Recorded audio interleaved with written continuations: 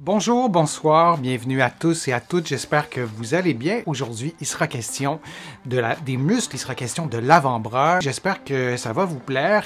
Vous allez trouver plusieurs des exercices que je vais vous présenter aujourd'hui dans mes deux livres, 99 façons de prévenir les effets du vieillissement et aussi conseils d'un physio pour une meilleure posture et des articulations en santé. Vous allez pouvoir trouver mes livres un peu partout au Canada, en librairie, sur le web et vous pouvez aussi les trouver de l'autre côté de l'Atlantique, notamment à la Librairie du Québec à Paris. Faisons maintenant un ABC de l'avant-bras, de bien comprendre l'avant-bras. Ça nous permet bien souvent de mieux soulager la douleur, d'augmenter notre force musculaire, notre mobilité. Ça peut être utile aussi si on utilise beaucoup l'ordinateur, les claviers, les écrans, ce qui est à peu près le cas de nous tous et nous toutes. Donc, de mieux comprendre l'avant-bras. Je crois que c'est intéressant d'en parler. Donc, on fera un ABC de l'avant-bras et commençons par les mouvements de l'avant-bras qui sont relativement simples. Si je vous demandais quel est le mouvement de l'avant-bras, non pas du coude ou du poignet, mais de l'avant-bras, quelle serait votre réponse? Répondez-moi dans le fil de discussion. J'ai vraiment très hâte de lire vos réponses parce que cette partie du corps qui est quand même méconnue, selon moi, et de pouvoir nommer les deux mouvements que fait l'avant-bras, je pense que c'est intéressant aussi pour pouvoir détendre les muscles. Par exemple, si on s'entraîne, si on veut prendre soin, peu importe la raison de l'avant-bras, c'est intéressant de pouvoir bien connaître les mouvements. C'est assez simple, il y en a seulement deux. Il y a d'abord la pronation et il y a la supination. Donc, il y a seulement deux mouvements. Donc, oui, il y a la pronation qui consiste au mouvement suivant, donc le coude plié. Vous tournez votre avant-bras pour avoir la paume de la main vers le bas. Parvenez-vous à faire ce mouvement-là? C'est assez simple. Mais en même temps, parfois, on ne le fait pas parfaitement. Je vais vous parler des erreurs à éviter. Supination, coude plié, paume de la main vers le haut. Alors, vous tournez la paume de la main, mais en fait, ce n'est pas le poignet qui tourne, c'est l'avant-bras. Et bien sûr, l'avant-bras est directement lié au mouvement du coude, du poignet, des mains. Mais pour ce qui est de l'avant-bras, on parle de la pronation et de la supination. Si je vous le montre en illustration, vous voyez, c'est simple. Alors, vous tournez, ça le dit, bon, les mains la paume de la main d'un côté et de l'autre. Ce qui fait que lors d'exercices de souplesse, par exemple, c'est intéressant de faire certains exercices en pronation, certains exercices en supination aussi. Et encore une fois, c'est pas si intuitif que ça de les faire. Si je vous montre le mouvement maintenant en vidéo, alors là, on est en supination. Et lorsqu'on tourne comme ça, on est en pronation. Alors, on peut faire le mouvement en serrant un poing, on peut faire le mouvement en ayant les mains relâchées, on peut aussi faire le mouvement en tenant un poids, en tenant un objet, peu importe l'objet ou le poids de l'objet. Alors, ça stimule aussi la force musculaire. On peut le faire de cette façon-ci, ou on peut le faire en tenant rien. Et ça nous permet comme ça de pouvoir effectuer ce mouvement-là et pouvoir aussi modifier certains exercices. Et parfois, ce sont des exercices pour l'épaule ou des exercices pour le poignet. Et ça nous permet de pouvoir mieux comprendre ce mouvement-là. Les erreurs à éviter lorsque vous faites le mouvement de pronation et de supination, c'est d'abord de bouger votre coude. Vous voyez, en ce moment, mon coude reste collé sur ma cage thoracique. Et l'erreur que vous avez peut-être faite en faisant le mouvement de pronation-supination, c'est de faire le mouvement, mais de lever le coude comme ça. Alors, on a l'impression qu'on bouge l'avant-bras, mais c'est le coude qui bouge. Alors ça, c'est une erreur à éviter. Et l'autre erreur à éviter, c'est de ne pas plier son coude ou de déplier son coude pendant le mouvement. Et si on fait ça, ben, on se trouve probablement à effectuer un mouvement avec le coude plutôt qu'avec l'avant-bras.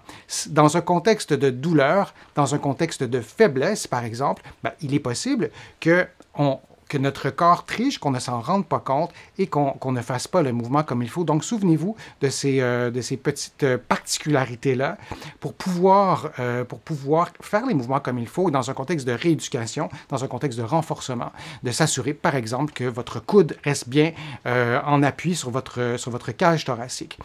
Il y a les mouvements, il y a aussi les nerfs de l'avant-bras. Il y en a trois, c'est assez simple. Il y a le nerf médian, le nerf ulnaire et le nerf radial. Alors, le nerf médian Et je vous en parle parce que parfois, il y a plusieurs problèmes, notamment du tunnel carpien, qui affectent le nerf médian. Alors, on se souvient que c'est du côté du côté du pouce, pardon.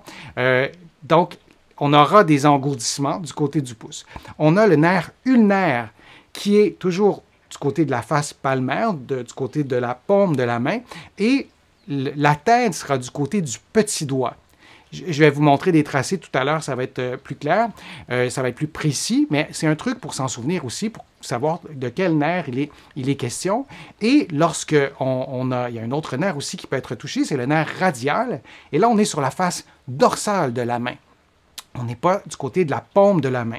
Alors, c'est simple, ce sont les trois nerfs qui innervent l'avant-bras, mais bien sûr la main et les doigts aussi. Et je vais vous le répéter durant cet ABC de l'avant-bras, que la main et les doigts, c'est étroitement lié aussi, bien sûr. Et donc, pour ce qui est du trajet nerveux, vous le voyez, d'un côté, à droite, on a la face dorsale, vous voyez les ongles pour vous repérer rapidement, et de l'autre côté, c'est la face palmaire, et c'est écrit en anglais, on a le nerf médian, le nerf radial et le nerf ulnaire qui innervent ces parties, et le poignet, l'avant-bras, c'est une région cruciale, en fait, pour le nerf, et vous avez tous déjà ressenti ou rencontré votre nerf ulnaire lorsqu'on se frappe sur le coude à un endroit précis, ça va parfois résonner jusqu'au petit doigt. Alors, vous le voyez, c'est le nerf ulnaire qui se trouve à être frappé d'une certaine façon, ou il y a un petit choc qui arrive sur le nerf ulnaire et vous allez ressentir soit une douleur, un élancement, un petit choc électrique, ou si vous avez un problème autre, plus persistant, on peut ressentir des engourdissements dans cette région-là. Alors, c'est ce qui en est pour les nerfs. On a aussi l'ossature au niveau de l'avant-bras. C'est assez simple. On a le radius et on a l'ulna ou le cubitus. Il y a seulement 2 os. Par contre, on a l'humérus du côté du bras et on a de nombreux os aussi du côté du poignet. Mais vous voyez, ils sont numérotés. Hein, ça va jusqu'à 14. Il y a beaucoup d'os qui vont s'articuler, en fait, avec le poignet, avec le coude. Mais pour ce qui est de l'avant-bras, c'est relativement simple. Et il y a une région du squelette, du coude, qui est souvent problématique, qui cause souvent de la douleur. Et on va essayer de trouver cet endroit-là sur son propre corps. Peut-être que ça vous sera utile aussi, c'est l'épicondyle. Pouvez-vous pointer ou êtes-vous capable de placer le doigt sur l'épicondyle? Vous pourrez tenter de palper si vous le savez, mais c'est l'os qui se trouve à la partie externe du coude. Alors, je vais vous le montrer comme ça, je pense que vous allez bien voir. Vous voyez ici avec l'éclairage, vous voyez bien, l'épicondyle, c'est là. Alors, pour palper, c'est vraiment très simple, c'est la pointe de l'os c'est la partie la plus proéminente de l'avant-bras. C'est une façon de le trouver. Alors, vous avez probablement réussi à trouver l'épicondyle et on y reviendra un peu plus tard. Maintenant, parlons des muscles dans cet ABC de l'avant-bras. Et là, je vous pose une question. D'après vous, combien y a-t-il de muscles dans l'avant-bras?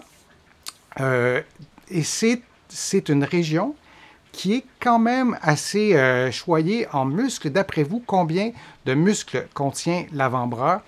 Et c'est une réponse importante et ça nous montre aussi à quel point l'avant-bras est une région importante et c'est une région souvent négligée. Souvent, on a des problèmes de coude ou des problèmes de poignet ou des problèmes de doigts ou même des problèmes d'épaule. Et le problème vient notamment des muscles de l'avant-bras qui sont vraiment nombreux. Alors, à la question, combien de muscles y a-t-il dans l'avant-bras? Je ne sais pas si vous avez eu la bonne réponse, je vais les lire dans quelques secondes, mais il y a 20 muscles dans chacun des avant-bras. C'est quand même beaucoup de muscles pour une petite région. Et ces muscles-là, ils sont essentiels pour bouger votre main, pour bouger vos doigts. Et lorsqu'on prend conscience de la richesse des mouvements du poignet et des doigts, cette richesse qui nous permet d'exécuter 1001 activités avec une grande précision. Les robots ont extrêmement de la difficulté, ou plutôt les humains ont de la difficulté à produire des robots qui ont une précision aussi grande que la main humaine. Et c'est beaucoup à cause de la main, mais aussi grâce aux muscles de l'avant-bras. Et il y en a une vingtaine. C'est intéressant de les connaître un peu. On n'entrera pas dans le détail anatomique, c'est pas nécessaire, mais on peut se souvenir qu'il y a des muscles dans la loge antérieure, donc devant, du côté de la paume de la main, comme vous voyez en ce moment. Alors, il y en a beaucoup, je vous le disais, il y en a une vingtaine, mais je vous en ai illustré quelques-uns. Alors, il y en a du côté interne, du côté externe, et il y a aussi des muscles à la partie postérieure, du côté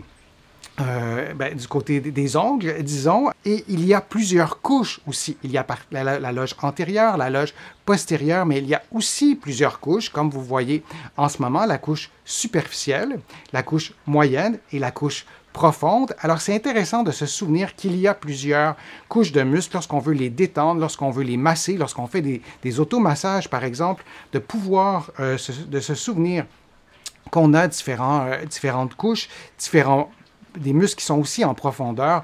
On peut peut-être être plus efficace aussi dans ce qu'on fait. Et ces muscles qui sont nombreux, il faut les voir un peu comme, en fait, il faut voir la main un peu comme une marionnette et comme s'il y avait des fils qui reliaient nos doigts, notre main, à ces muscles. Alors, les liens ne se font pas de façon si intuitive, c'est assez complexe comme parcours du muscle en passant par le tendon jusqu'au doigt, mais c'est exactement le même principe. C'est le principe du muscle qui va faire bouger un doigt, par exemple, ou le poignet par un tendon, et le tendon est cette longue corde qui permet, notamment au doigt, de bouger, au poignet de bouger. Et il y a d'autres tissus mous aussi, il y en a plusieurs entre les deux os, ce que vous ne voyez pas dans mon squelette, mais entre les deux os, il y a une membrane aussi interosseuse. Donc, il y a aussi beaucoup de tissus mous. Il y a des ligaments, il y a une bourse aussi comme un petit coussinet. Et je pense que c'est important d'avoir cette vue d'ensemble pour pouvoir, comme je vous le disais, améliorer sa force, sa mobilité, diminuer sa douleur. On a terminé le direct. Je suis toujours aussi ravi de vous retrouver, de répondre à vos questions, de vous préparer ces directs et de vous les présenter et de vous présenter toutes ces vidéos-là. Donc, je vous remercie de votre fidélité. Je vous remercie de vos commentaires, de vos mots d'encouragement, de vos commentaires constructifs aussi. Ça m'aide de vous lire, de pouvoir corriger des petites choses pour améliorer mes contenus. Vous le savez, vous pouvez trouver beaucoup de conseils, beaucoup d'exercices sur mon site web, le www.denisfortier.ca. Vous pouvez faire aussi une contribution. Elles sont indispensables à la poursuite de mes activités. J'essaie de relever ce tour de force de parvenir à vous produire tous ces contenus gratuitement, notamment pour ceux et celles qui n'ont pas accès à des soins de réadaptation. Et vous êtes des milliers, des dizaines de milliers dans la francophonie à ne pas avoir de ressources. Donc, merci très chaleureusement à tous ceux et celles qui ont contribué sur mon site web. Vous pouvez le faire aussi directement sur YouTube en cliquant sur le mot merci, il y a un petit cœur et vous allez pouvoir faire une contribution. Vous allez trouver aussi beaucoup d'informations dans mes livres, notamment 99 façons de prévenir les effets du vieillissement, mon livre sur la posture. Il y en a beaucoup d'autres aussi qui sont disponibles partout au Canada en librairie et sur le web. Il y en a aussi de l'autre côté de l'Atlantique, à la Librairie du Québec à Paris et dans d'autres librairies aussi. Et vous allez donc trouver tous mes livres à cet endroit-là. Alors, je vous remercie d'avoir assisté à ce direct et on se revoit bientôt pour une prochaine vidéo, pour un prochain direct. Prenez soin de vous et à bientôt.